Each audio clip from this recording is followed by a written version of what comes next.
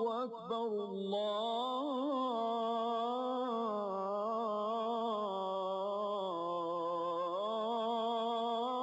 الله أكبر الله أكبر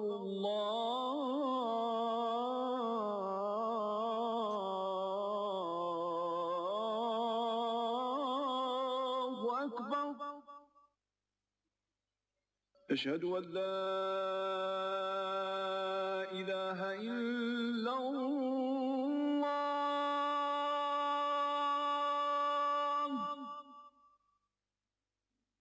أشهد أن لا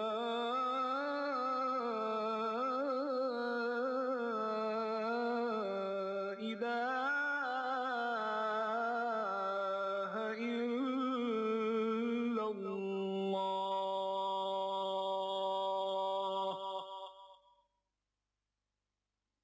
أشهد أن محمدًا رسول الله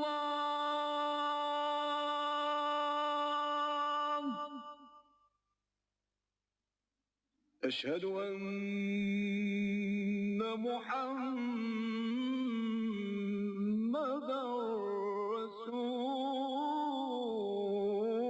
رسول الله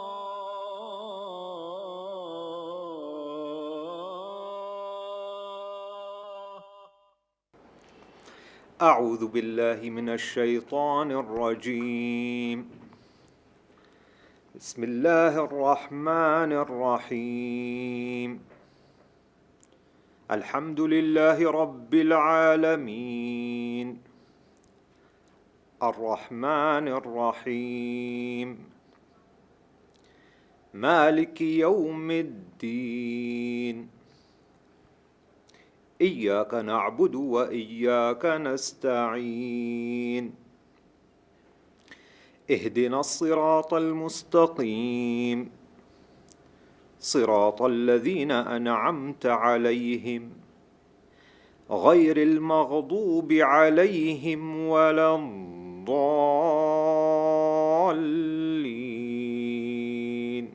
آمين. I seek refuge in Allah from the accursed Satan. In the name of Allah, the Beneficent, the Merciful.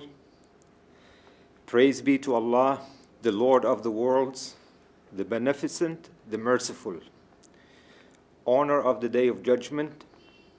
You alone we worship, and you alone we seek for help. Lead us onto the straight path, the path of those whom you have blessed, not of those who earned your anger, nor of those who have gone astray. Sadaqallah al-Azim. Ladies and gentlemen, I welcome you to the first academic session of the round table with Dr. Israr Ahmad. I would say it's a rare occasion which provides us an opportunity for hearing Dr. Israr's thoughts. And it's unique in the sense that you people have come mainly from the West, mainly America, England, and Turkey, though Turkey is not part of the European community. The credit for this goes to Brother Ibraheem of Rabi, whose brainchild is this. And Dr. Israr Ahmad is working on different lines. He has been to States and to the West several times, and his ideas based on Quran and Hadith are well received. It has an intellectual dimension, but he is an activist. He wants to integrate knowledge with action. He is not a man of cool and detached academic interests. Rather, he is an activist in the real sense of the word. He is my elder brother. The topic of first discourse or presentation is the human personality and two forms of knowledge. I request Dr. Israr Ahmad to please go ahead with his presentation. أحمده وأصلي على رسوله الكريم أما بعد فأعوذ بالله من الشيطان الرجيم بسم الله الرحمن الرحيم رب اشرح لي صدري ويسر لي أمري واحلل عقدة من لساني يفقهوا قولي. I praise Allah and send my salutations and blessings to Muhammad, his apostle and prophet. And I take refuge with Allah from Satan the accursed.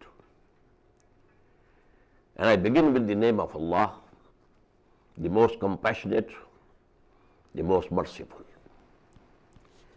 And I pray to Him, O Lord, open up my heart, make my task easy for me, remove the knot in my tongue,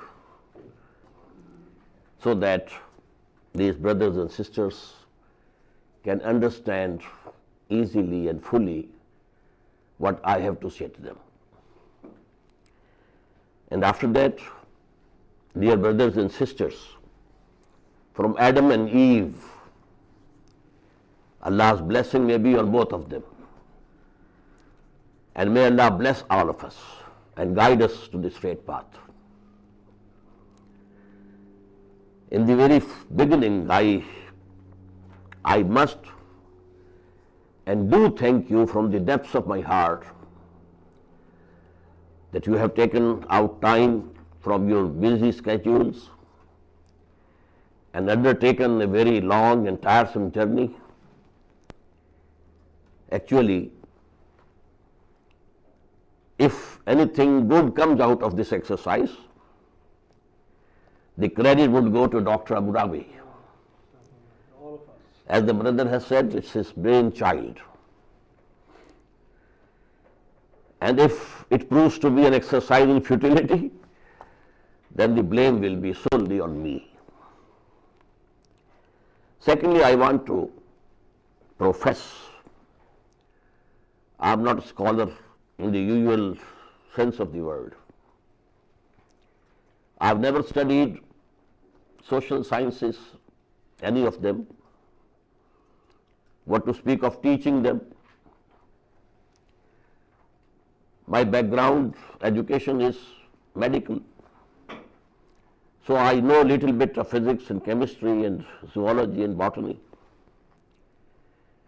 But I have a tall claim also. And that is, I am a humble student of Al-Quran. And because Quran claims to be the guidance for all mankind for all times to come, hence, as a humble student of Quran, I take courage to speak about the guidance in different aspects of human life, individual and collective. Another confession, I am not good at English. I have never lived in any Western country for any length of time. I have been a casual visitor to the United States.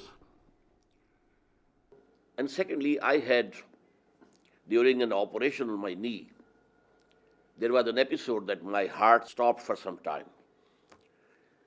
So I had a fresh life after that. But that has left my memory impaired. So I have asked brother Dr. Israr to be on my side, not only as a moral support, but also to help me. If he feels I am fumbling for words, so he can help because he knows my ideas and he can very easily assist me. And after that,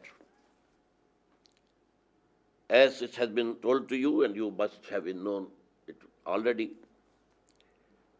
my presentation at this time is the human personality and two forms of knowledge. What I have understood from Quran and what I believe is that human beings have a composite existence. They are two beings joined together in a mysterious way. One being is the animal being, which has come out of clay, the crust of the earth. According to the scriptures, Bible, Quran, both, and according to the scientists, biologists. But the other personality, it has come from above, and that is the spiritual existence. Animal existence and spiritual existence. And both of them are absolutely independent of each other. Both of them are full personalities. What we call ruh. And I don't know what should be the proper translation in English, soul or spirit, but I prefer spirit, not soul. Soul includes the life. Our animal existence includes life. It has come from the clay, the crust of the earth, through a very long process of evolution. But the spirits, human spirits, are not from earth or clay or sand. Dust thou art, to dust returnest was not spoken of the soul. It has come from above. Let me say here, according to the Quran, there are two spheres of existence in this universe, independent of each other, but intertwined with each other. Quran calls them the world of command and the world of matter, world of creation. Ala lahul khalq wal amr. Amr means command, and khalq is the creation. This amr, in that sphere of amr, things happen immediately, instantly, with the command of God. And the command is kun, be, and it is, it becomes. There's no time element included in it. This is the world of command. And the other world is actually, the word creation should be applied to this second.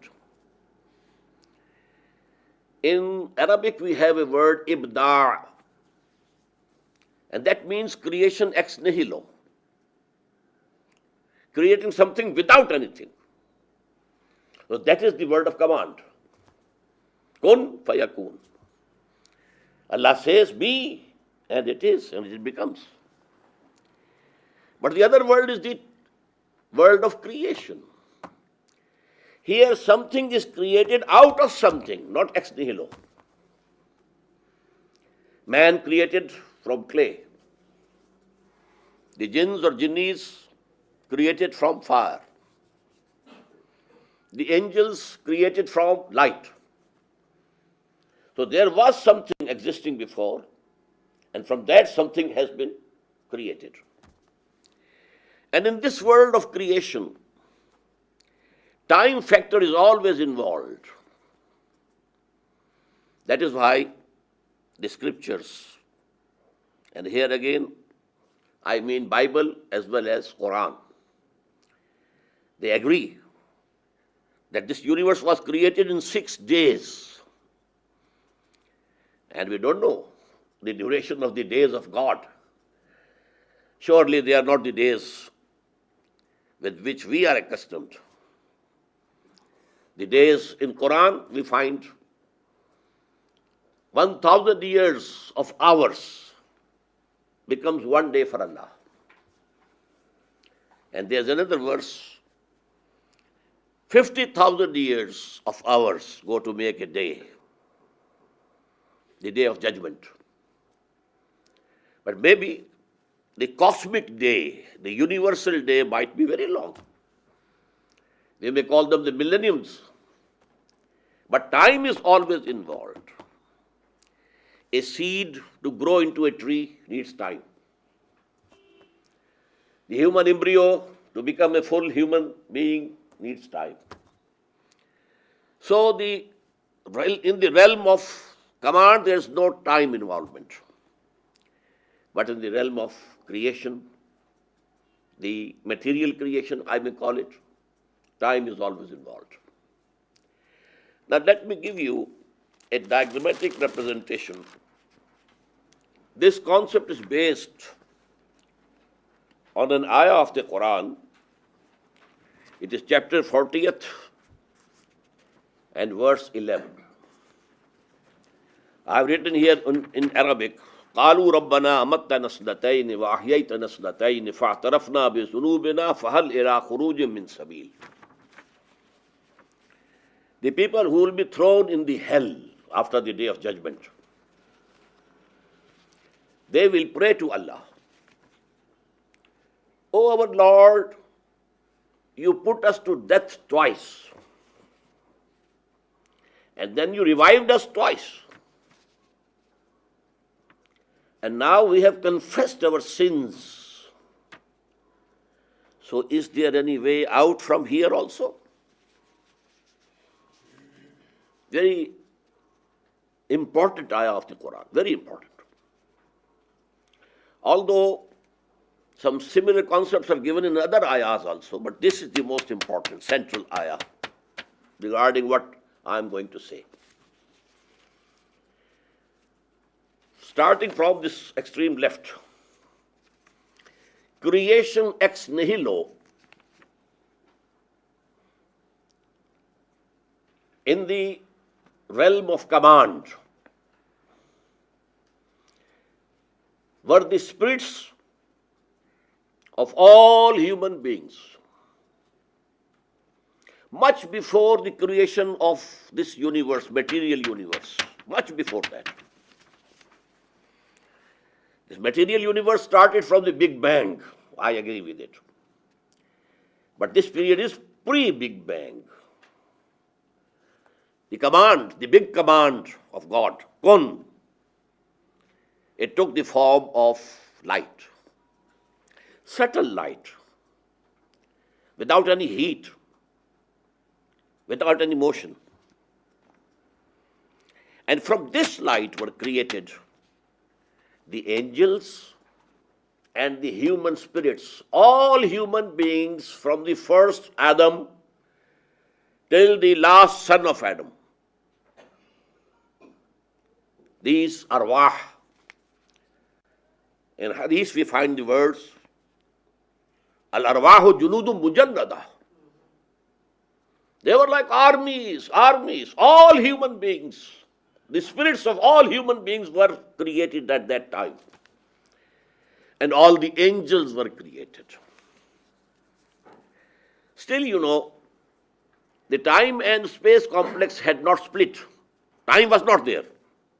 You may call it absolute time. No serial time was present at that time. And there was no motion in that light, subtle light, no heat. And from this light were created, as I have told you, all the human spirits as well all the angels. And this is, the bold line. This was our first life, as spirits only, no bodies. But then, during this life, Allah took the covenant from those spirits of human beings. Alastu bi rabbikum? Qalu bala. This is in Quran, chapter 7 and ayah 171. Alastu bi rabbikum? Am I not your Lord?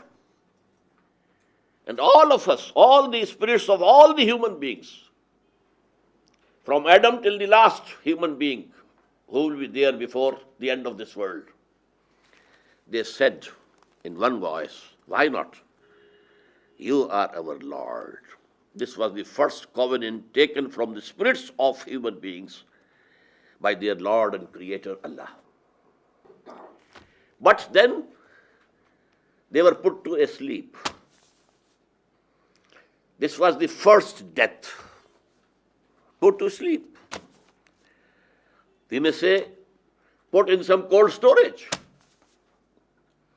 And that was the first death that we experienced before coming to this world. And now, after the Big Bang started, the material world.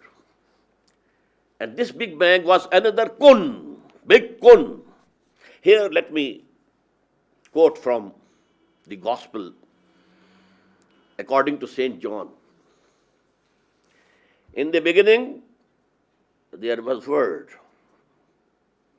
And the Word was with God. And the Word was God. Whatever has been created is through this word. This word kun, Quran has given us the proper word. Be, and it is. So that was the first creation. But then we were made to sleep or put in some cold storage.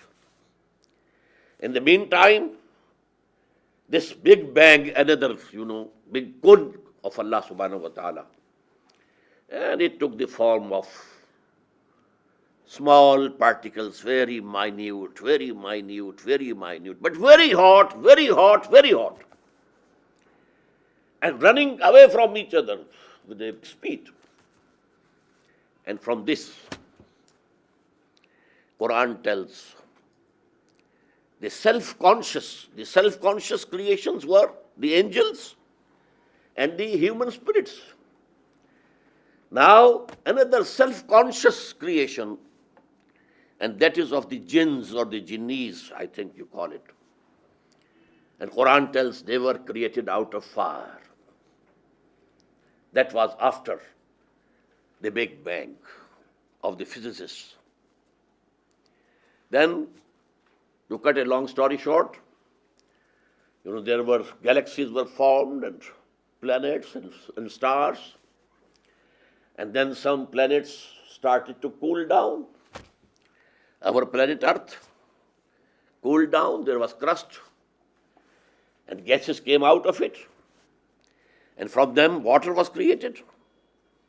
And there, for thousands of years, there was rain and rain and rain. And because, by shrinking of the crust of the earth, there were mountains, there were deep oceans. And for that stage, Quran says, Kana arshuhu alal ma. The throne of Allah at that time was on water. In this world, there was nothing in this planet except water. And this water then separated from each other due to the shrinking of the crust. There are the mountains and there are the seas and the oceans. And from the interaction of water and clay started the life on this planet. From a single cell to the most evolved Homo sapiens, it might have taken millions of years, yes.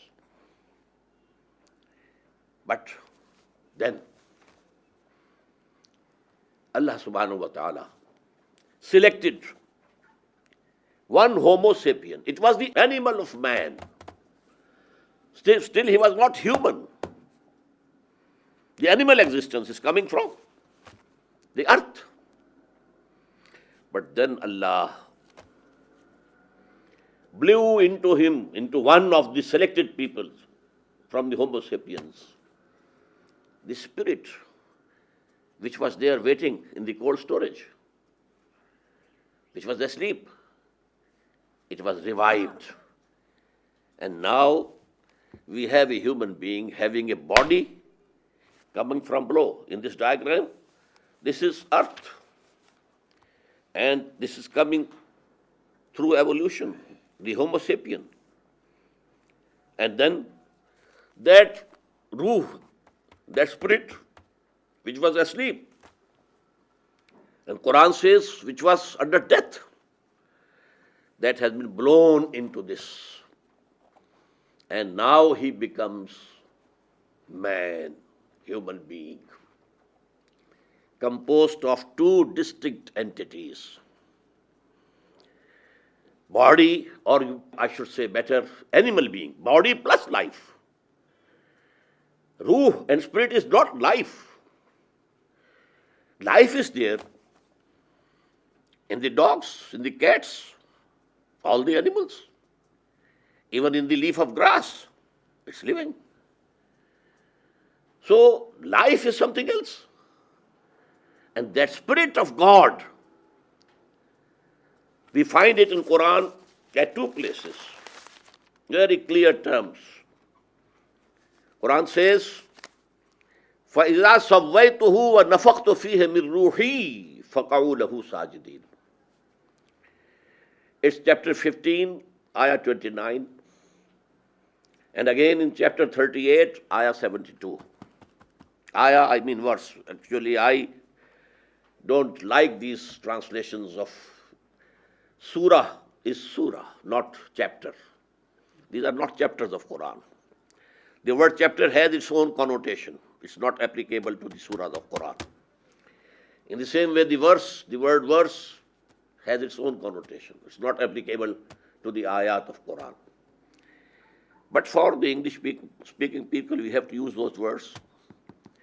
So maybe you find I say sometimes surah and sometimes chapter. So in Surah Al-Hijr 15 and verse 29 and Surah Sad, which is number 38 and the verse 72, فَإِذَا سَوَّيْتُهُ, Allah had said to the angels before the creation of Adam, when I have completed the creation of this man, Bashar, وَنَفَقْتُ فِيهِ مِنْ رُوحِي, and then I have blown into him from my own spirit, then you bow down before him in prostration. فَقَعُوا لَهُ سَاجِدِينَ. So the animal of human being, Homo sapiens you may call it, it was an animal, not man. But in Allah astafa Adam wa Nuhan, Allah chose one of that species of Homo sapiens, an individual, and blown into him the spirit. In these two verses, Allah calls my own spirit. But what we mean is the spirits which were very close to Allah, very close. The pre-Big Bang era of this creation. So Allah blew that spirit into it. And what will happen then? Then comes another death. We live here, this is our worldly life, which we mistakenly think that this is the life. This is not the life. This is one phase of our life. And this is the second life. I told you, we had the first life only as spirits. After that, creation ex nihilo. And during that, the covenant was taken from us. وَلَسْتُ بِرَبِّكُمْ قَالُوا بَلَى. And then we were put to sleep or put to death. Then we were revived. And there is a hadith which is very important. I have written down in Arabic. This is one of the most authentic ahadith tradition of the Prophet sallallahu alaihi wasallam. In ahadakum yujma'u khalquhu fi batni ummihi. Every one of you, his creation takes the form in the womb. Arba'ina yawman nutfatan. For 40 days it's nutfa, a speck. Summa yakunu alaqatan misla zalik. Then again 40 days as alaqa, something hanging from the wall of the uterus. Summa yakunu mudghatan misla zalik. And then it becomes like a piece of meat which is chewed. So these go to make 40 plus 40 plus 40, 120 days in the womb. After 4 months, Summa yursalul malaku fayanfakhu fihi ruh. And then the angel is sent and he blows into this embryo the spirit, the ruh, which was there in the cold storage. And now he is a human being.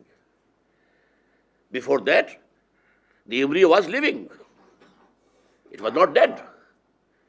Even the spermatozoon is not dead. The ovum coming from the mother is not dead. They are living organisms. And for these 20 days, it was living, but it was animal existence only. But then, when this spirit has been blown into it, joined together, we don't know how. Up till now, we don't know how life is attached to our body. What's the point of contact? Life. What is life? It is connected with which organ of ours? We don't know. So this combination of animal being plus the spiritual being, we can't say how it is. But it is there, the two animal being and then the spiritual being. Then what happens at death? What came from the clay goes to the clay. Whether you burn the dead body, incinerate it, or you just bury it, whatever you do, it goes. From where it came, it goes back. But the spirit, and not only the spirit, the essence of the life of this individual, along with that spirit, goes to God. You know, there's a very important ayah of Quran, which we recite whenever something bad, some calamity occurs to us. Inna lillahi wa inna ilayhi raji'un. We belong to Allah, God. We have come from Him. Who's that we? Not our animal being, but our spiritual existence. Wa inna ilayhi raji'un. And we are going to return to Him. What happened at death? And this is now the second death. I quoted the ayah. Rabbana amattana snatayn. You put us to death twice. Once when we were spirits only, you put us to death. And then when we were born in this world of matter, along with the body, again after some time you put us to death. And this is the second death. And now will come the day of resurrection. That will be second revival. Amatta nasnatain wa ahyaita nasnatain. You put us to death twice, and then you revived us twice. And after that, now I have given so many lines why. Now the human beings will be separated into different groups, either to hell or heaven. And again here I write to eternity. But I have put a question mark. According to the general and orthodox belief,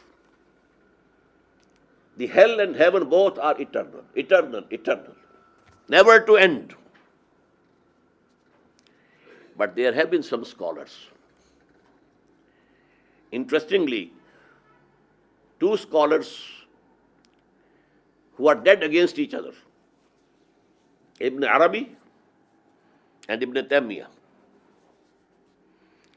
they both think that the hell will come to an end at some time. Very long period, very long period, very long period, but it will come to an end. But the heaven will remain forever and ever and ever.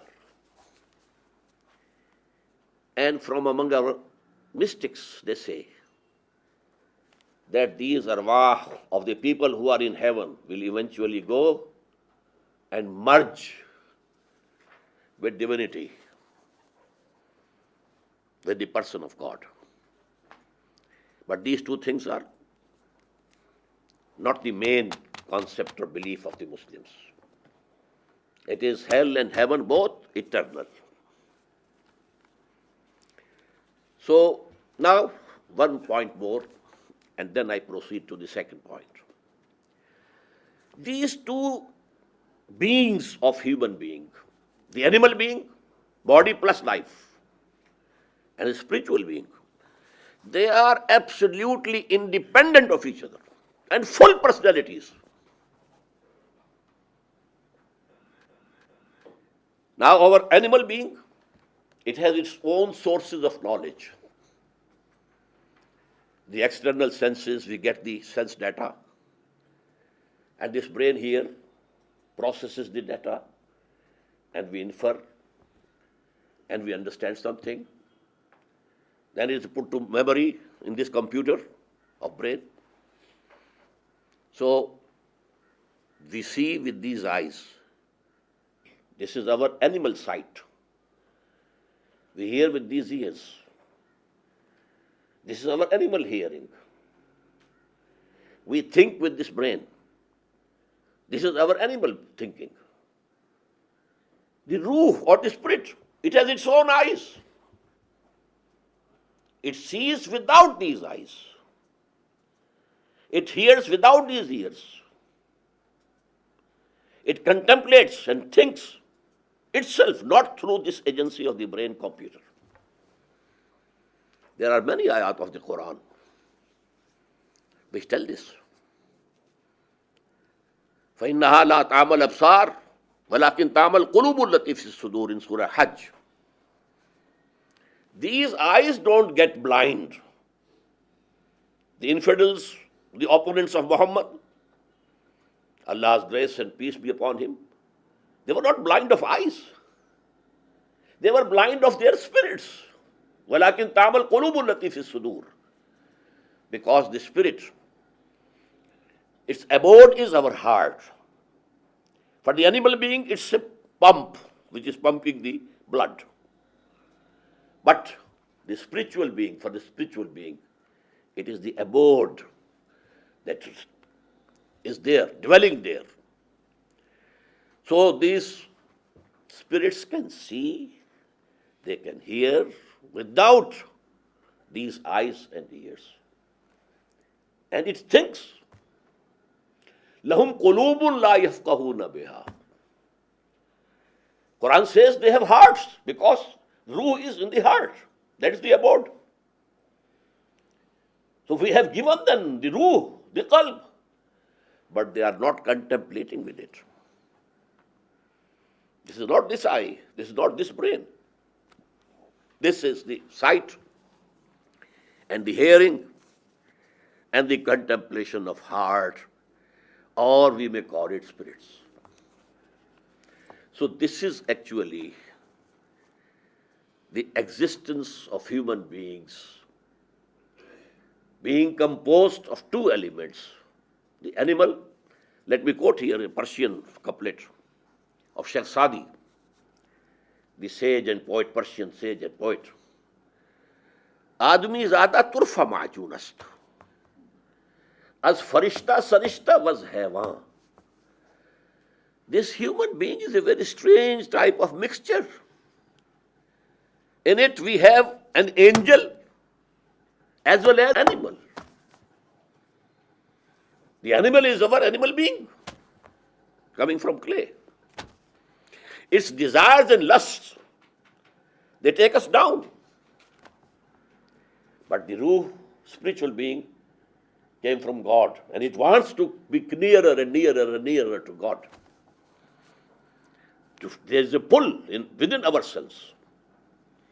These two beings, they are at dagger drawn. The animal being, the id or libido, they want to take us to the lusts and pleasures of this world, taking us to the clay. But the spirits, they want to take us high up, nearer and nearer and nearer to God. Now, another diagrammatic representation. Two forms of human knowledge. And here I have quoted a saying of Ibn Khaldun, the great historian and the philosopher of history and sociology. Al-ilmu ilman, ilmul abdan wa ilmul adyan. Knowledge is of two kinds. Knowledge of the physical bodies, physical world, physical objects, and knowledge of the religions. I've only quoted it here. I don't mean exactly what he says. What I mean is that human knowledge has two sources. One is the animal source, other is the spiritual source. As animal beings, I have written down ilm bil hawas plus ilm bil aql. Sensory and empirical knowledge and knowledge through reason, aql, intellect. These two go to make knowledge of the physical objects, and to this I call acquired knowledge. Man has acquired this knowledge. He saw something, he heard something, this sense data went to the brain, computer, it processed and checked with the previous memory, reached at a new conclusion, and then put it to the memory again. And this way, step by step, step by step, step by step, this acquired human knowledge has now reached a very, very high position. But this can be divided into two. Names of the objects, knowledge of the physical bodies, and number two, philosophy. To try to know the reality as a whole. This knowledge, with our external senses and our intellect, it was creeping with a very low speed, step by step, step by step.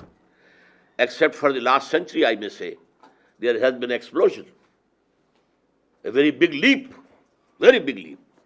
But before that, we were going step by step. But human mind, from the very beginning, also tried to contemplate the total reality as it is. And for that, this philosophy came into existence. Now, Quran says that when Allah created Adam and He appointed him as vicegerent on earth, He taught him all the names. All the names. Allama Adam al-asma kullaha. There are more than one explanations of these words of the Quran.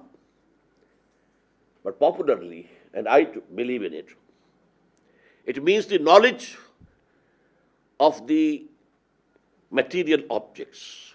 Total knowledge was given, endowed to Adam. And then it exfoliated step by step, step by step. Potentially it was given to Adam. Just like, a seed contains the whole plant or the whole tree in it, potentially. But then it slowly comes up. 2 leaves appear and then go on, go on, go on. It becomes a full tree. So this is the exfoliation of that knowledge of all names which was given to Adam in the very beginning. Allama Adam al-asma kullaha. This is the knowledge of the name which we have now acquired through our faculties of inna sam'a wal basara wal fuad. Sam'a, basar, and this computer, brain computer, which processes the sense data. Through this we were creeping. Whosoever saw for the first time a rock fell on another rock and there was a spark of fire. Whoa! And then he tried himself. A rock striking against the other rock. And there was fire. So fire was invented. First form of energy that human being invented it. He must have been a very big inventor, very big inventor. There was no form of energy before that. And so on and so forth. So this is Allama Adam al-Asma'a kullaha. Main field of this knowledge is science, physical sciences. Philosophy is not the main field, but it was a necessity with the human beings to have some idea of what is this universe. Who am I? Where from I've come? Where I'm going? What is knowledge? What is evil? What is good? We should know. So this was the urge due to which the philosophers, the sages, they contemplated. And we have different forms of philosophies and ideologies, etc., etc. On the other side is the given knowledge, revealed knowledge. This is not earned by man. This is not acquired by man. This cannot be got by any person through his own will. No. It is bestowed by God. And the purpose of this is guidance. Guidance. You should remain on the straight path. Don't go astray. You will find, at every step, the path is bifurcating. One is going to the right, the other is going to the left. Which way should I go? So this guidance. And in Quran, in the same 4th section of Surah Al-Baqarah, Surah 2, section 4. In the beginning is mentioned, Allama Adam al-Asma'a kullaha. And in the end, فَإِمَّا يَاتِيَنَّكُم مِّنِّي هُدًى فَمَن تَبِعَ هُدَايَ فَلَا خَوْفٌ عَلَيْهِمْ وَلَا هُمْ يَحْزَنُونَ. Go and take charge of the earth. Now you were created as vicegerent on this earth. But know it, my guidance will be coming to you from time to time. Whenever my guidance comes to you, whosoever follows that guidance, he will have no reason to grieve or sorrow or fear. But whosoever will deny our ayat, our guidance, they will be the people of hell. And there they will abide forever. So this second knowledge is knowledge of religious truths. Knowledge through heart and spirit. This knowledge is not through these ears. The revelation heard by the prophets was not through these ears. It was through the ears of the heart, the ruh. فَإِنَّهُ نَزَّلَهُ عَلَىٰ قَلْبِكَ. It goes directly to the heart, not through the intervention of this ear, this animal ear or animal sight. No. It is knowledge through spirits or heart, because these two words are synonymous. Because that is the dwelling of spirit. Now these have two forms. One type of revelation, we call it, is protected, and it is immune from error and satanic influences. That is the wahi which came to the prophets. No satans, no jinnis, not even the animal self of the recipient of wahi, of revelation. His own animal instincts cannot indulge here. And this is verbal revelation, recorded in the scriptures, in the books. We believe in Torah, we believe in Bible, Gospel, we believe in Quran, and that is the last message, the final message, the most complete guidance for all times to come for the whole of humanity. So this is protected. Another form of wahi that we may call, this actually, the first one is, we call it wahi jali, very apparent or lightning wahi, which has been coming now because the institution of prophethood has come to an end in the person of Muhammad sallallahu alaihi wasallam, which used to come to the prophets. The other is inspiration. Inspiration. The first one comes through the angel, Archangel Gabriel. He has been bringing this revelation, prophetic revelation, to the chosen people from among mankind. Inna Allah astafa Adama wa Nuhan wa ala Ibrahim wa ala Imran ala alamin. Allah chose Adam and then Nuh and then Abraham and then the progeny of Abraham.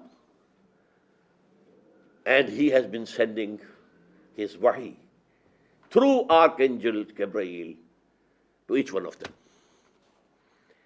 This is the manifest, we may call it, wahi jali, very apparent, protected, and put in scriptures, in books. The other one is the feeble, we may call it, feeble, a sort of hidden wahi. This is the inspiration that you get yourself, which we call ilham in Arabic. There's something comes from true dreams also. And this form of wahi is continuing till this date, and it will continue till the end of this world. But it is not protected. It can be influenced by satanic influences. It can be influenced by the subject thought of the person who has received it. There can be mistakes in the interpretation that the recipient is making of it. And this is open. This type of wahi comes to animals also. The bee, it got wahi from Allah. And non-prophets, mother of Moses, she got this type of wahi. Acting upon that, he put Moses in the river Nile, and so on and so forth. This type of revelation is continuing and will continue till the end of this world. But this type of revelation for the prophets is protected. Not only the wahi jali is protected, but for the prophet, this inspiration is also protected. No satanic influence can come to it. Now, what the jali and the apparent or the protected or the recorded wahi has given us. Now, it gives us, number one, laws and injunctions, the do's and the don'ts. And the first of the foremost were the commandments given to Moses. God's blessing and peace be upon him. The 10 commandments. The do's and don'ts. Do this, don't do this. Eat this, don't eat this. Drink this, don't drink this. So this is the most important part of the wahi jali, the apparent and the shining wahi, which has been preserved, which has been protected from satanic influences and preserved in the books. And second thing is the wisdom. The total wisdom, which gives the replies to the questions with which the philosophers have been grappling. Who you are, what is this universe? Did it come into being by itself, or there was some creator? If there was a creator, what are his attributes? Is he alone? Or he has assistants and subordinates and such and such? gods and goddesses with the small g. With the capital G, the God has been one. In Hindu mythology, Mahadev is one. Mahadev. But Devis and Devtas are so many. In Arabia, Allah, the God, was one. But Aleha, they had their idols and they had their own concept of the Malaika, that they are also to be worshipped. So, this wisdom, and wisdom is again into two parts. The general wisdom, theoretical wisdom, the philosophical wisdom, and number two, the wisdom behind the commandments. Why this fasting has been made imperative upon you? It has a wisdom behind it. Why these 5 prayers a day? They have a wisdom behind them. Why all these things? So wisdom of the commandments and wisdom regarding the philosophical questions and quests of human beings. So they become close to metaphysics, philosophy, metaphysics. It has connection with the general and the wisdom of Iman or faith. And sociology comes together, the commandments regarding individual behavior and the guidance regarding the politico-socio-economic system that human beings should adopt and enforce. So these are the 2 kinds of knowledge. And they are based on my first submission. Man is composed of 2 beings. The animal being, the spiritual being. And it has 2 knowledges. The animal being is earning knowledge, acquiring knowledge, step by step, step by step. And it has reached to unimaginable heights, What has happened, let me say a few words more, that's all. The tragedy of humanity at this time is that the whole focus of attention of humanity is on the acquired knowledge.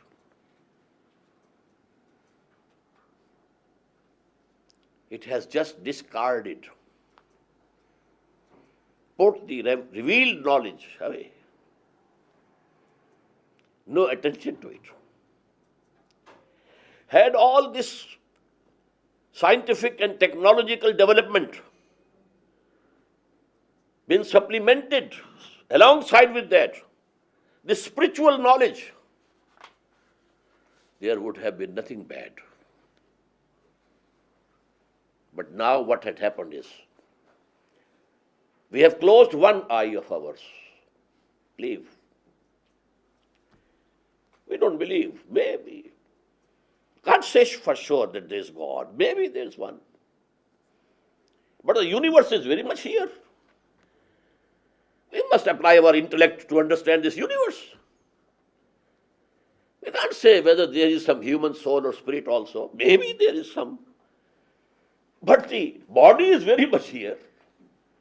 So we have to look after it. We can't say whether there is any life after death. We can't say. Maybe, but we can't say. But this life is here. It is real.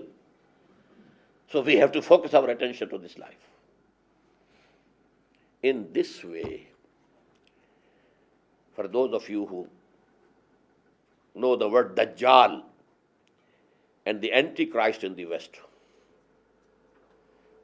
that big human catastrophe which is going to come. One-eyed Dajjal, according to our traditions. And that is one eye.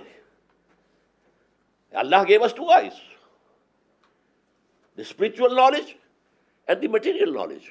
We have closed one and opened the other to the extent, extreme extent. This is the calamity. Now our knowledge has become destructive. Humanity is fearful at any time. Any accidental war can start and which can wipe out life from this planet. The good old planet Earth. It can happen. Lastly, Allama Iqbal's philosophy is called the philosophy of self, khudi. One of his disciples, he asked him, what's the source of your philosophy? Is it from Nietzsche or Bergson or some other person? Sayyid Nazir Niazi was one of his disciples, so to say. Iqbal said to him, okay, come tomorrow at that time and I will dictate to you. He told us in one of our Quran conferences that I was very glad that the poet of the East will dictate to me the source of his philosophy of khudi, philosophy of self. So I went there very happily. But he said, take out Quran from that shelf. I became frustrated. I thought he will say, take out some history of philosophy book, Quran. And he said, that is Surah Al-Hashr, It is chapter number 59 and the ayah is 19. وَلَا تَكُونُوا كَالَّذِينَ نَسُوا اللَّهَ فَأَنْسَاهُمْ أَنفُسَهُمْ. Don't be like those who forgot Allah. And Allah, in return, made them forgetful from their own selves. وَلَا تَكُونُوا كَالَّذِينَ نَسُوا اللَّهَ. Don't become like those who forgot Allah. And what was the punishment for that from Allah? فَأَنْسَاهُمْ أَنفُسَهُمْ. He made them forgetful of their own self. Now what is that self?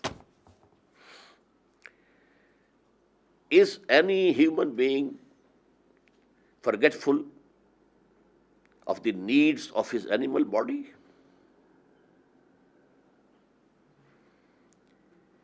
If there is some disease, we run to the doctors.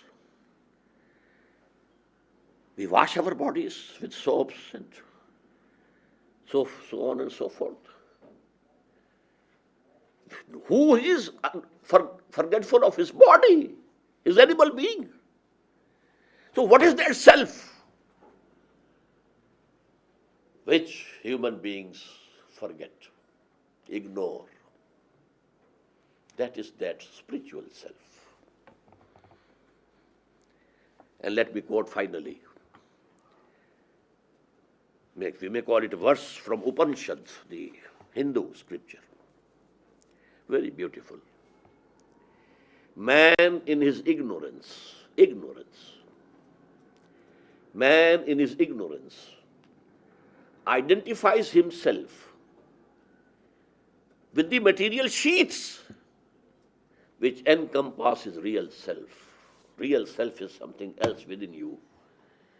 And these are the material sheaths, these bones and this flesh and this skin. These are the material sheaths of that real sense hidden within you. But man in his ignorance identifies himself with the material sheaths which encompass his real self. Thank you very much for the kind attention that you have given me. Ahmad.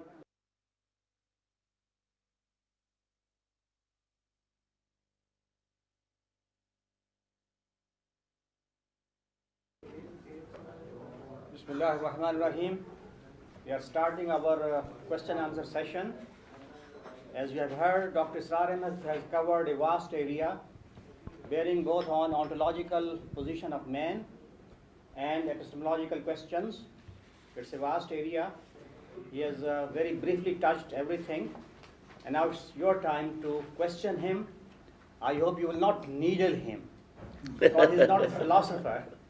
He is a medical practitioner, switched over to spiritual healing, as I said. as I said, generally. But of course, he's a scholar of Quran. He has studied Quran very intensively, very closely.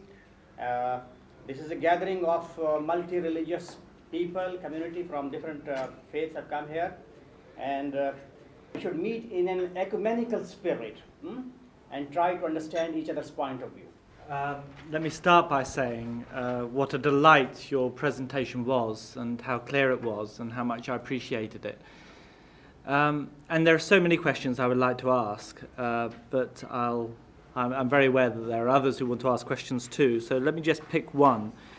And that was, I was interested in the way in which you reconciled the story of natural selection and Darwinian evolution, appropriately modified, with the Quranic insights about human anthropology.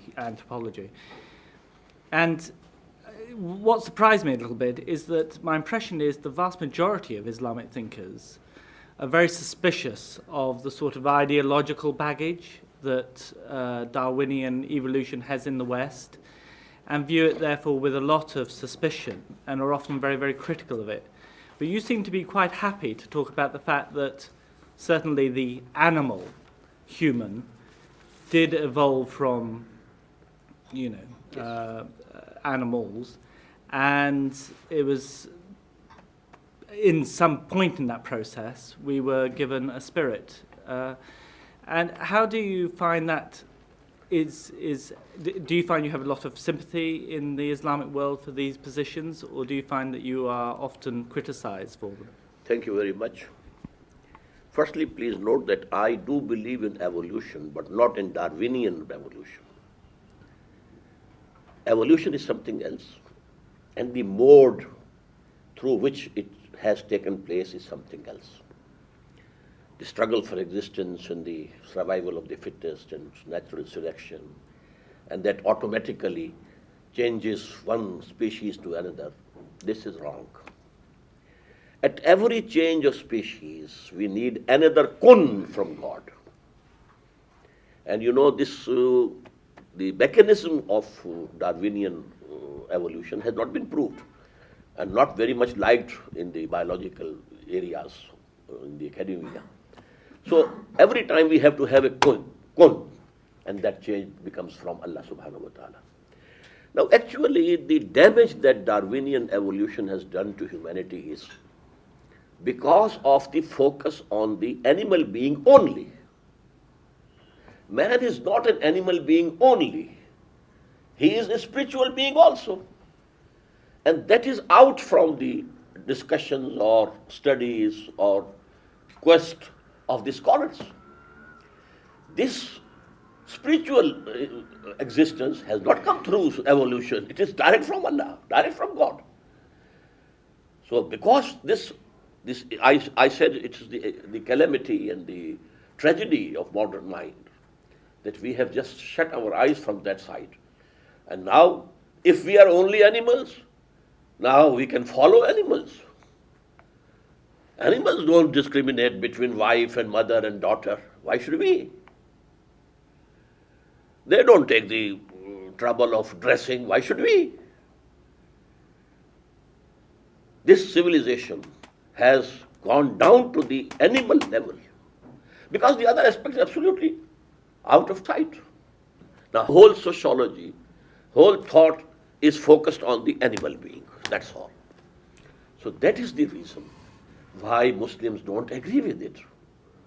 But if we have this idea that these two things are separate, this animal being has come through evolution, but for every change in the species was due to another new fresh command from Allah subhanahu wa ta'ala, kun. And so it has happened. Your interpretation of the origin and the birth and the development of the universe, it was very interesting. And I think very beautifully and logically you weave the creationism with evolution. I have a couple of questions. One is that you talked about three forms of creation: man, jinnis, and angels. Three forms of self-conscious creation. Okay. What is the qualitative difference between these three different forms of creations. And in your view, what different roles have been assigned to them, or what different capacities they have to perform these roles? The angels were created out of light, and they are, so to say, the civil service, we could call it. They are implementing divine commands. They have no animal existence at all, no lusts, no desires, no id, no libido. But then, human beings, they have been blessed with spirits.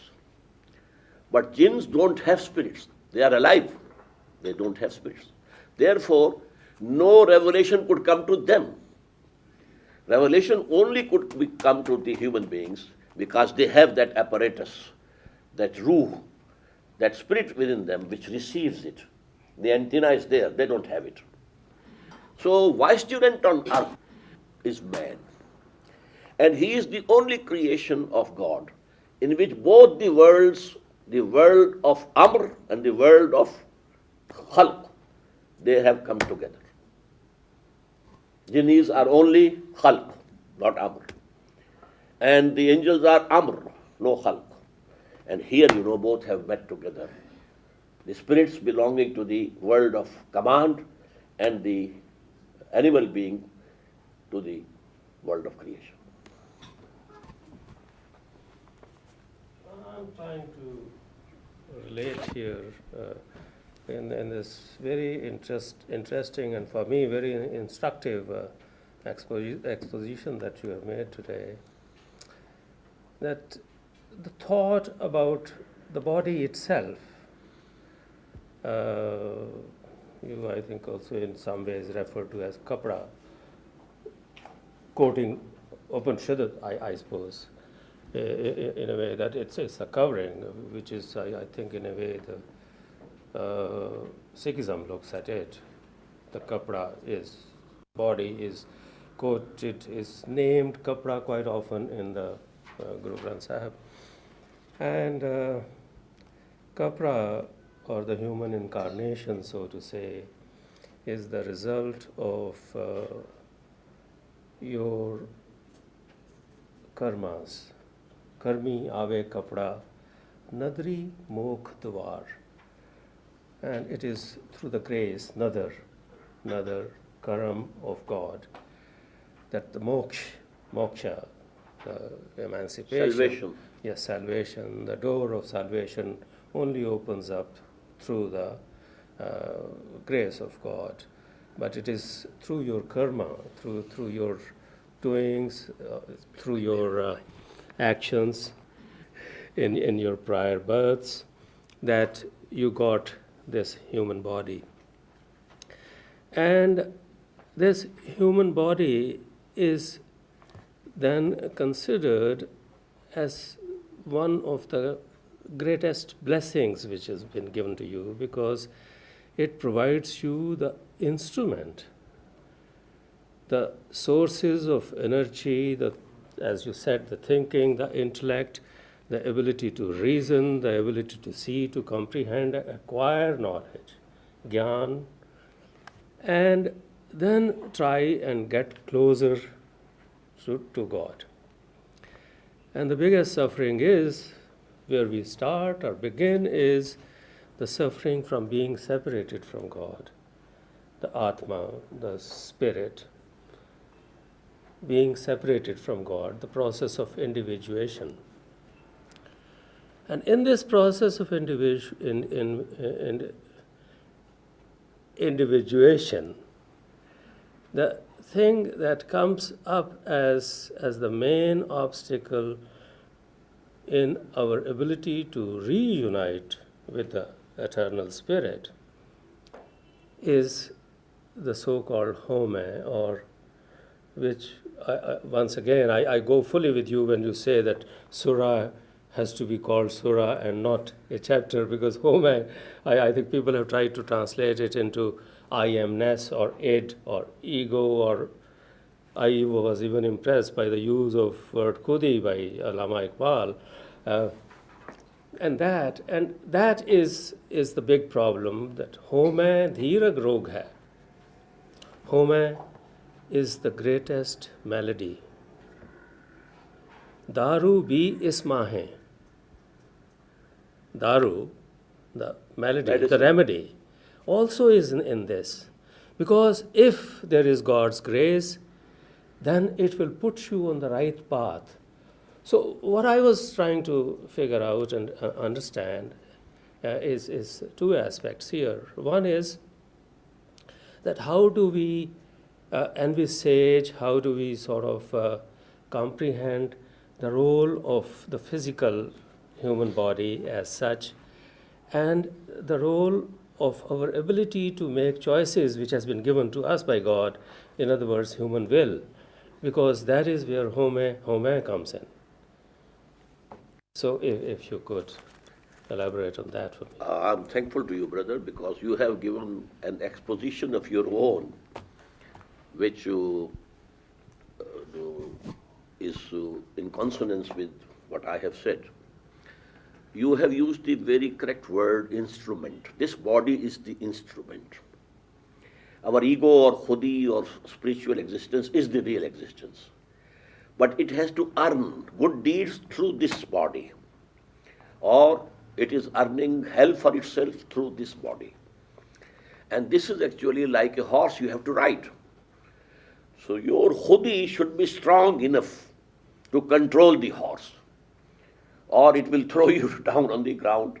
So both these things are necessary, and there is, the hadith of the Prophet, Inna li nafsika alayka haqqan. This body, animal body, has also rights upon you. You have to take care of it, everything. But don't think that you are only this body or animal being. Actually, your actual existence is a spiritual existence.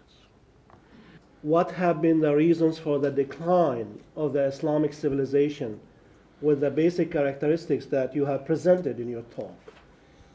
Maybe you will address that in a later subject.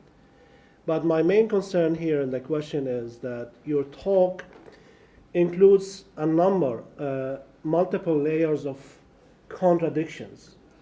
That's to say, there's a contradiction or dualism within man that you talked about.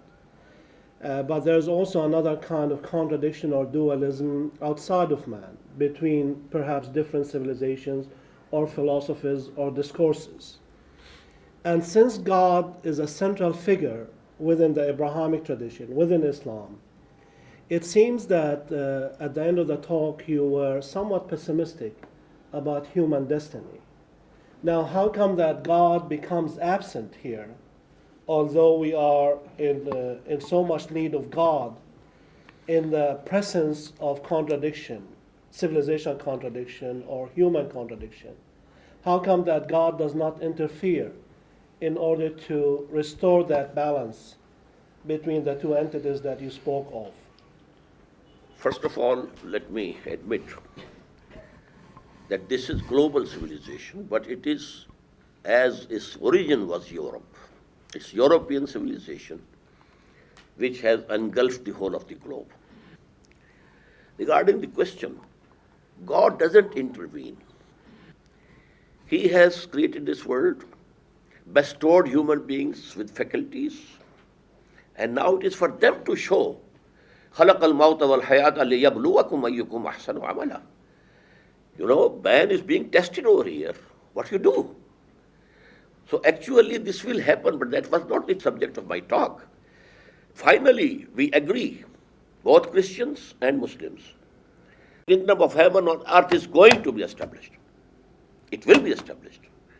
But first of all, we have to return to the basics, because this Western civilization or global civilization you are calling, it has gone deep into our own intellects, our own thinking, our own value structure. Even we are being, subject to the same influences. So Allah will make the truth rule over the whole of the world. I have a couple of questions about the second part of your presentation on human knowledge. what I found missing in your epistemology is one thing. Your assumption seems to be that ideas generate ideas. I'm talking about the right-hand knowledge of physical objects. In other words, the intellectual sphere is an autonomous sphere. What seems to me missing is the idea of the social construction of ideas. In other words, ideas themselves do not generate subsequent ideas, but philosophy and social science theories are the product of the socio-economic conditions in which they are articulated.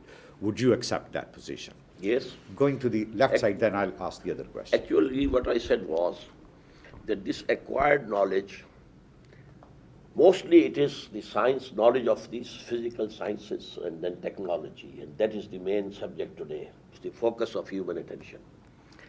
But because man wanted a total knowledge also, and he needed it, how to behave in this life, and he needed some philosophy.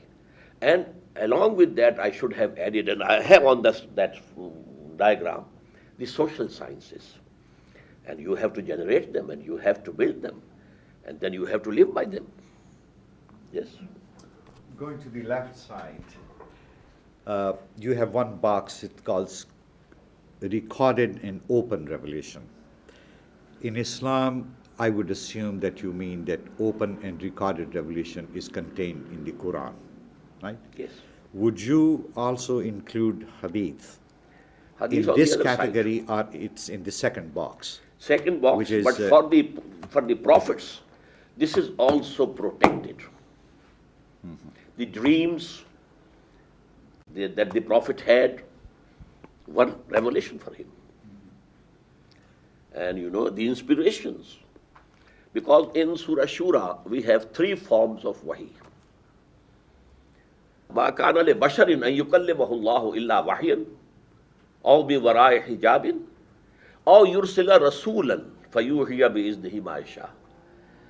It is not possible for human beings to talk with Allah, except in three forms.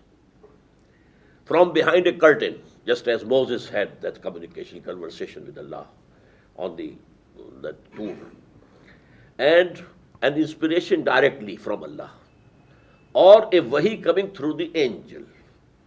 And this wahi is the manifest, the jali, the recorded one.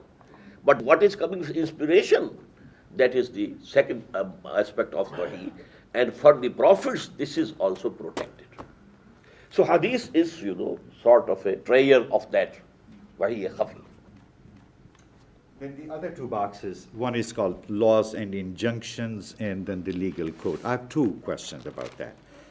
As far as the laws and injunctions are concerned, are they permanent, or on the contrary, they are changeable? Are they time-bound? Because, as you know, there is a debate going on right now within the Islamic circles, what is permanent and what is changeable. The other is about the legal code. Is this legal code directly revealed, or is it derived from revelation? In other words, is it a human construction that is based on revelation, or is it directly derived from revelation? You mean Sharia? Sharia, yes. What was the first thing? The first was is it permanent or It is changeable? permanent, and that's actually connected with the finality of the prophethood. You know, these laws were kept changing. The law of Moses was something else. The law of Muhammad is somewhat different. But when humanity reached its puberty regarding this intellect, then the final prophet came. And this is for all time to come. This is final, permanent, and till the end of this world. Now, Sharia actually is derived from the Jali Wahi, from Quran, as well as from the Sunnah, not Hadith. Sunnah is the practice of the Prophet. And we have two sources of Sunnah. One is the continuity of the practice of the Muslims. The companions saw the Prophet and followed him, and then the Tabi'een saw the companions and followed them. So this continuity is coming. This is one source, a bigger source of Sunnah. And the other is Hadith. So these are the two permanent sources of Islamic law, Sharia, Quran and Sunnah. But then there was ijtihad. Actually, I have to talk about this subject when I talk tomorrow about the political structure of Islam. So this ijtihad, that is in changing conditions. When we have new problems, then we have to make ijtihad, keeping ourselves within the parameters of Quran and Sunnah. But we have to frame further laws. So Sharia now has this third element also. And that is why we have Hanafi school and Shafi school, because they have their own judgments and ijtihad. And now Quran and Sunnah and ijtihad, they go to make one Sharia. I have a question. In fact, maybe I have misunderstood about the case of Tanzeem-e-Islami. Now, this Tanzeem-e-Islami is the name of the things which is on earth, or the names of the God? For us to understand God, to know God, because the basic thing that we have been sent to this world is to know God, to have knowledge of God. So to my knowledge, I knew that Asma here means the names of God, rather than being the names of the things on earth. Yes, brother, actually when I was talking about that, I said that there are more than one explanations of this. So one is which you are presenting. The other is that the asma and names of the prophets to come. That man has something good in him also, although he will make fasad and there will be bloodshed through these human beings. But you can see there will be Moses, there will be Jesus, there will be Muhammad sallallahu alaihi wasallam. So this is another opinion. But my opinion is the one which I have presented. This is the knowledge of the material world. We know something and name it. Okay. Is the knowledge of material world different than the asma of God, or attributes of God?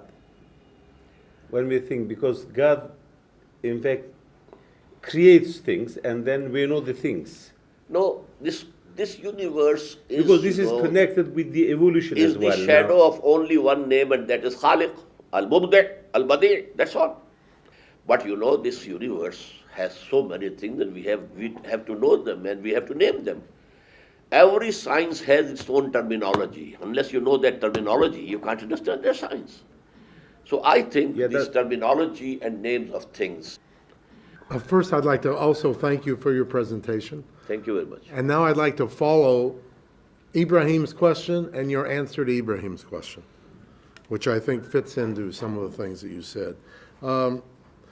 If we, the collective we in this world, if we are going the wrong way, to use collective language, which has been emphasized here, if God is not going to and does not intend to intervene, if indeed, as you also said, we only have, again to use a colloquial language, voices in the wilderness who are advising us the other way, and we therefore cannot be at this point optimistic that the civilization's going the wrong way is going to change, then how can we expect the kingdom of God on earth to come about?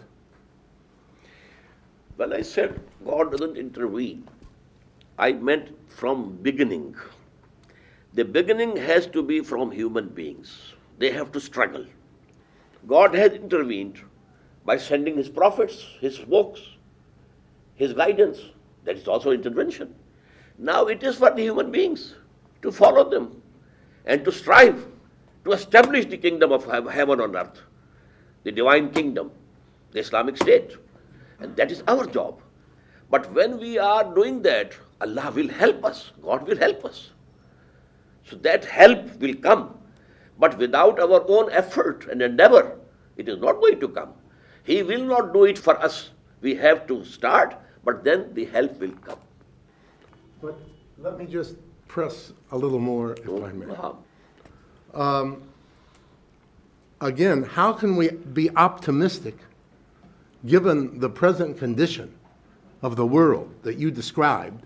How can we be optimistic that in the human struggle things are going to change? And if I go to the Islamic belief that the final prophet has come, well, then how can we be optimistic that we're going to have other prophets who are going to come to help us? We can't even expect that.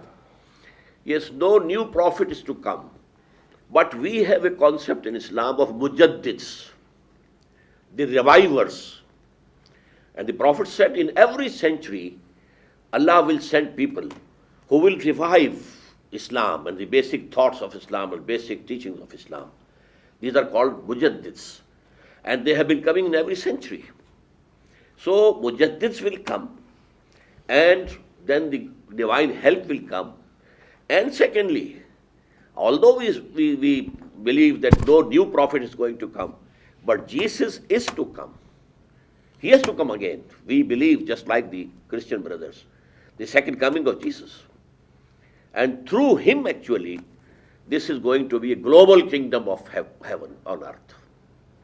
But it will start from among Muslims. At a critical juncture, when the Antichrist appears, we call him Dajjal, then Christ will come himself. He will descend. This is our belief. So that means that the human agency would be futile somewhat. Not futile, because but they will be crowned by something for help, and this will be another help. Mm-hmm. But first of all, in Arabia, these are the prophecies of the Prophet. An Islamic state will be established. And before that, an Islamic state will be established somewhere in Pakistan and Afghanistan. Because the prophecy says that the armies will come from some eastern country to establish the rule of Mahdi. يَخْرُجُ نَاسٌ مِنَ الْمَشْرِقِ يُعْتِئُونَ لِلْمَهْدِي يعني سُلْطَانَهُ. So this is going to be a human effort first of all, and then Allah will help. Mahdi will be the last mujaddid, and mujaddids have been coming. I have another question, which is of a general nature about the type of discourse that you have presented, which is not, of course, novel in Islamic theology. Since Muslims have been discussing that since the Tadween age in the 2nd, 3rd centuries of Hijrah, especially with the Ash'arite philosophy that you have presented so well today. But there have been other types of philosophy within Islam, such as the Mu'tazilite philosophy, or perhaps Sufi philosophy and theology, and so on and so forth. And this is a historical fact, which I'm not going to dwell on very much. But what I'm concerned about is the type of education that we have in South Asia nowadays, the type of Islamic education that has been commonly referred to as madrasa system. And the madrasa system is based primarily, perhaps, on the type of theological discourse that you have presented. But the madrasa system in South Asia, especially in the modern era, in the 20th century, 21st century, seems to be totally cut off from the concerns of contemporary Muslims. Although there is that balance in a normative way between the physical and the spiritual that you have talked about. But if we discuss the madrasa system in Pakistan, in India, in Bangladesh, in Kashmir, in Afghanistan, madrasa graduates do not seem to understand the modern world at all. They don't even seem to understand such basic Islamic issues as social justice, as an example, Yes. since they have no knowledge of the major problems of capitalism and the capitalist civilization, which has become global.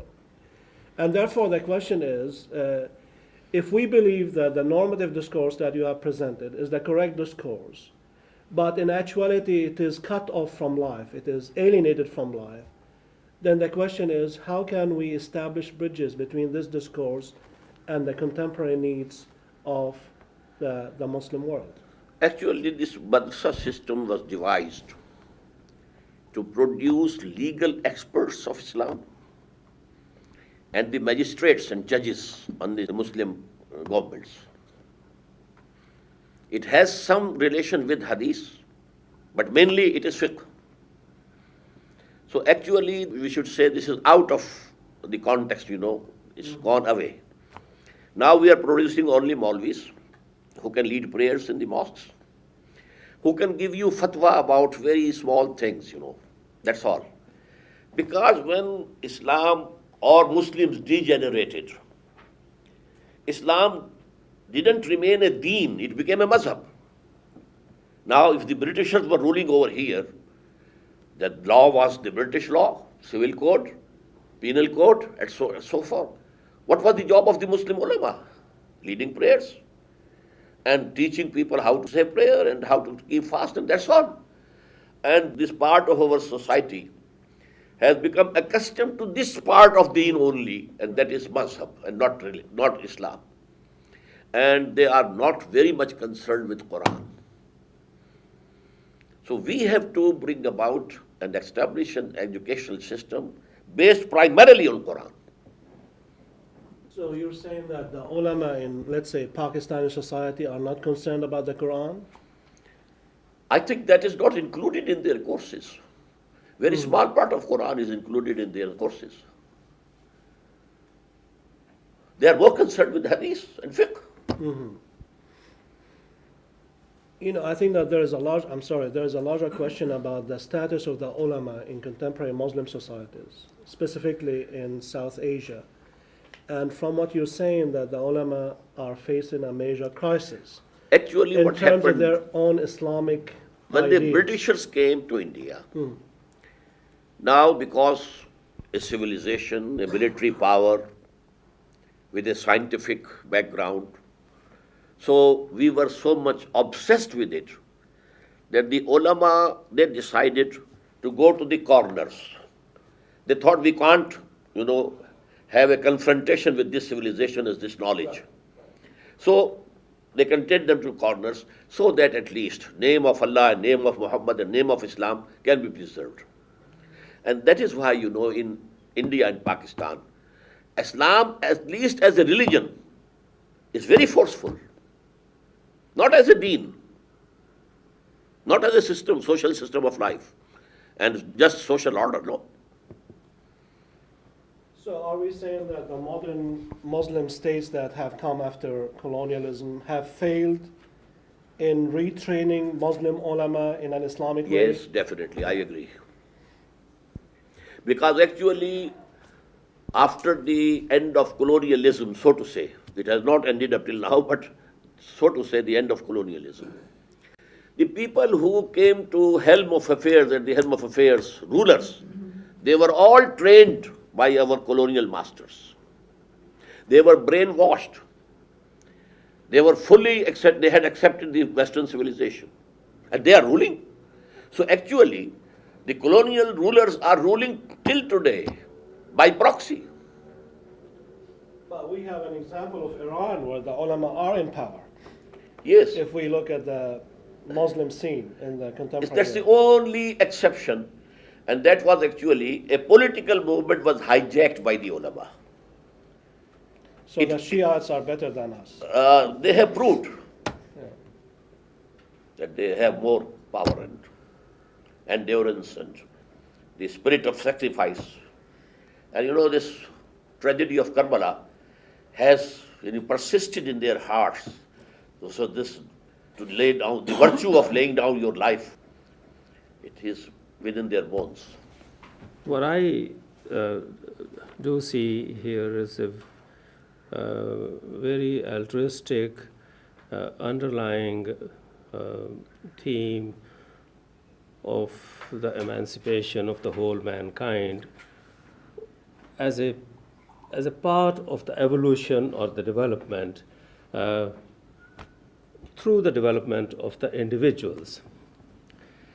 And I'm trying to relate this to a pluralistic setting. And I'm wondering that how would we conceptualize or envisage such a process taking place? Would it be only through the acceptance of this, or would it be through a process of bringing the various thoughts together and somewhere emphasize and find a paradigm which really moves the humanity forward, the totality of humanity forward? And in that process, I see that the role of change and acceptance of change will be a decisive factor. Now, how do we relate this entire concept in its more global setting and possibly the global future? Because I mean, if you look at the demographics, I think there is a considerable amount of problem inherent in the whole kingdom of God emerging. Yes, Brother Nidmal, truth is one, and the true deen is one, and we have to propagate it. But for that purpose, we have to emphasize not the dogma or the creed, but the system of social justice, which is the need of all humanity. For 300 years or 400 years, humanity is in search of some just social order. From kingship, and these lords and barons and etc., there was French Revolution. But it culminated into capitalism. So there was another revolution, Bolshevik Revolution. It has failed because it was not divine guided, the straight path. In reaction you go to other extreme. So that was extremist. So now again we are back to capitalism and liberalism and secularism and so on. But there will be another step in which humanity will go. But for that purpose, at least in some one sizable country on the globe, we must establish that socio-politico-economic order of Islam, so that people can see with their own eyes, this is Islam. What we have been fighting against was something else. This is Islam. So that is the answer to all the questions humanity is facing today.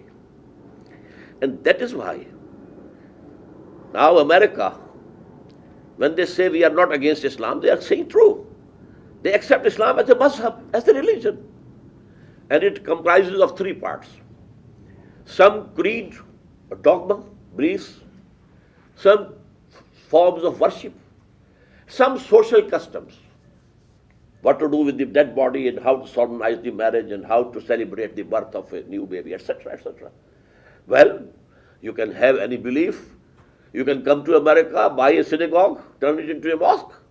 You can come to America, buy a church and turn it into synagogues. We have no objection. We are ready to embrace you, but not the political socio-economic system. That is ours. It will remain ours. We don't accept any divine revelation or divine guidance regarding these things. Now, what was the point of difference between USSR and the Western world? For half a century there was going Cold War, but what for? The political socio-economic system. Otherwise, the Russians and all these countries, Eastern European, they were also Christians. And Western Europe and America was also Christian. There was no fight of creed or something else. It was this system. So whosoever is gaining by this capitalistic system, he has to protect that system anyhow. And he will have to go to any extent to guard their interests in this world. And they fear Islam only as a political socio-economic system, not as a mazhab, not as a religion. They can keep all the religions at par in America, yes. You can make a Gurdwara, you can build there, go there. Hindus can build temples and go there. Whatever you do. But nothing doing. Our secular, liberal, and then our capitalistic system. Can I just come back to this chart for a moment and perhaps pick up on something which we have touched on, and that is there are many texts in the world, many texts, many books in the world which people claim to be infallible. You know, conservative evangelicals such as George Bush and others would talk about the Bible in those sorts of ways. Certain Jews would talk about the Torah in those sorts of ways, the Bhagavad Gita, Tripitaka, and so you can go on. Can you just clarify, how do you know which is the book which is protected and immune from error and satanic influence? How do you know which book has that status? That has to be a historical research. Quran throughout 14 centuries has remained as it was. Bible has not. There were revisions, changes. You know, Ahmad-RA, he has this subject, specialized in that subject. Regarding Torah, the Jews also believe that the real Torah is no more there. It was destroyed or buried in the tunnels under that Temple of Solomon in the year 587, when Nebuchadnezzar had invaded and demolished that temple. So I can say this thing about my Torah and Injil only. Regarding the scriptures of the Indians, they are not sure who were the authors of the Upanishads, who were the authors of the Vedas. They are prehistoric type of things. But Quran, is in the light of history, full light of history. One other question about this chart, and that is, do you have any sympathy? There are some in Europe who argue that the rise of science, the rise of scientific learning, needed to emerge from a theistic and religious framework, because of course it's the assumption of faith that the world is ordered, which makes it possible for people to investigate it. So do you have any sympathy that actually you need religion to create the possibility of science? I think this hypothesis is historically wrong. You know, the days of the Muslims, the Abbasids, they had the background of Islam and science, mathematics, all these things, medicine, they flourished. We got those things from Greek sources and from Indians, developed them, and we had the background of belief in God and religion. And we transferred it to Europe through the universities of Cordova and Granada and Toledo. But because, the rule of Pope in those days in Europe, which had prohibited science and philosophy both, that had created an anti-religious sentiment among the masses. So when science started developing, it had that anti-religious color in it. That is the real cause. At superficial level, there seems to be a contradiction between science and religion. But I think what you were saying was that there is a continuity. The fundamental, foundational, philosophical assumption of science is that life in the universe has an order. And this is a religious truth. So science built on that metaphysical idea and tried to find out the nature of order in the universe. So all the developments in philosophy of science, particularly in physics, and I think Dr. Abdul Salam had this notion, and he was hammering it again and again, that whatever developments in modern physics are taking place, they are fundamentally derived from the notion of order that we inherited from religion. So that was probably, Yes, is that true? that's exactly right, yeah. So in that sense, there is no inherent contradiction between science and religion. But I want to go back to... But I never said Sure. there is contradiction. These are two things side by side. I never said there is contradiction. There's a difference between saying side by side and saying that Yes, same. it's built on that. There is a continuity. There is a qualitative linkage between the two. No, but only one truth, that there is order in this universe, doesn't go to make it religion. The belief in one God, creator, that is the basis of it. And he is the guider to the right path. That's why modern physics is going to the idea of trying to find a unified principle in the universe. Anyway, I want to go back to this whole, to the chart. That is the framework which is very lucidly articulated, and I really compliment you on that. My question is, you divide the human knowledge, what you call religious truth, into two categories: protected, which is immune from human error, that you describe as revelation, prophetic knowledge that we received from the prophets. And the other is the knowledge that we gain from intuition, dreams, illuminations, and ESP. And also, going to the right side of this chart, from knowledge from reason. My question is it possible to come up with a set of ideas independent from guidance from revelation that is capable of guiding us to the truth? Is it possible to reach the truth by sheer human reason? One. Secondly, is it also, when we say that the whole idea is to find the religious truth, is it possible to find this truth through several paths? For example, the whole idea of interfaith religious dialogue that is taking place in the West is that the fundamental religious reality is the same. And there are different paths, methods to find that truth.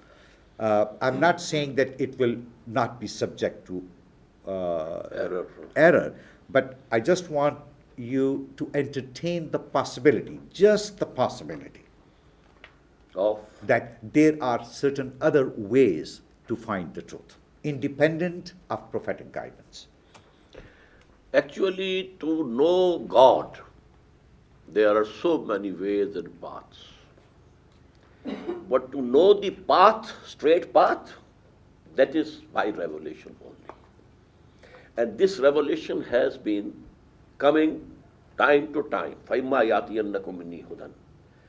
And according to the mental or intellectual development of humanity as a whole, there was a development in that also, till it reached its zenith in the person of Muhammad sallallahu alaihi wasallam. So we have to accept for the right path this revelation which has been given by Allah for the humanity, all of humanity, for all times to come. As you know, that Quran says, وَمَا أَرْسَلْنَاكَ إِلَّا كَافَّةً لِلنَّاسِ بَشِيرًا وَنَذِيرًا. He is the only prophet who claimed that I have been sent for the whole of humanity. Even Jesus said, I have come to find the search of the lost sheep of the house of Israel. And Quran says, all prophets came for their own nations only. إِلَىٰ عَادٍ أَخَاهُمْ هُودًا وَإِلَىٰ مَدْيَنَ أَخَاهُمْ صَالِحًا, etc., etc. He is the only one who says, I have been sent for the whole of humanity.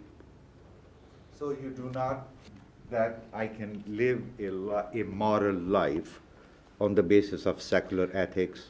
Yes, you can live. It will be basic human morality. Basic human morality. To speak the truth, not to deceive anyone, not to rob, not to steal. These are things which Quran says they have been imbued in human nature. Alhamaha fujuraha wa taqwaha. This nafs, it has been imbued with this. But the path, straight path, what to do, what not to do, that is something else. That comes from the prophethood. What would you say is the hope for us Christians and Jews in your view of the future? the final shape of humanity is going to be Islam. When Jesus Christ comes, he will say, I was not crucified. This crucifixion is a fiction. And I had told you that the law of Moses will remain. So Christianity and Islam, they will merge together into one religion under the leadership of Jesus. Because according to the Quranic philosophy, whenever a messenger was sent to any community, if that community as a whole rejected him, it was annihilated. This happened to the people of Noah. This happened to the cities of Sodom and Gomorrah. And this happened to the people of Ad. They are not mentioned in Bible, but in Quran. They were ancient Arabian nations. Samud, to the people of Shu'aib. Then, Pharaoh and his armies were drowned because they didn't accept Moses as their prophet. Jesus came as the messenger for Jews. And Jews as a whole didn't accept him. But Judaism does contain the idea of the Messiah is Judaic. So Judaism, in a theological sense, does not deny the phenomenon of the Messiah. And throughout history, and I'm talking about modern history, there have been a number of messiahs who have claimed that position. And one major one in the Ottoman Empire in the 17th century was, I forget his name now, Shabbatai ben Tzvi. Shabbatai ben Tzvi in the 17th century claimed that he was the Messiah on the basis of Jewish foundational ideas. So I don't see your point, because in Judaism, the idea of the Messiah is not absent at all. No, it is there. It is still there. But that Messiah come to them. They didn't accept him. Jesus. So yes, Jesus, that was the Messiah. And he claimed, I am the Messiah. Right. But they didn't accept. So the seat is vacant up till now. So they are waiting for their Messiah.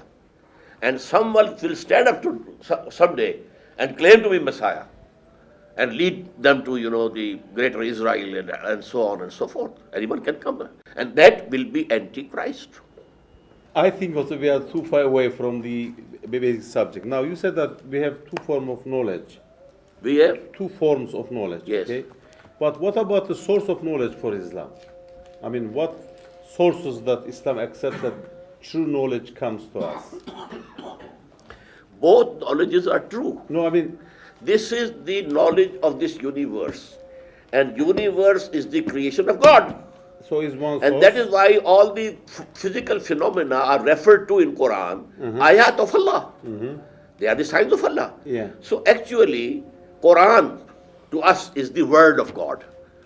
And this universe is the work of God. And there's no contradiction between the two. So they are same. Yes.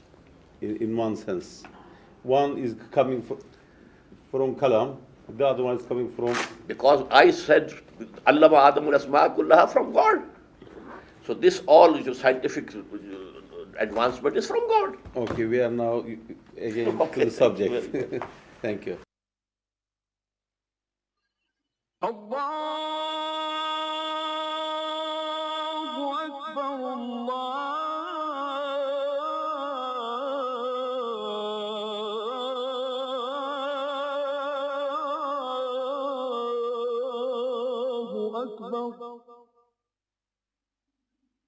لا إله إلا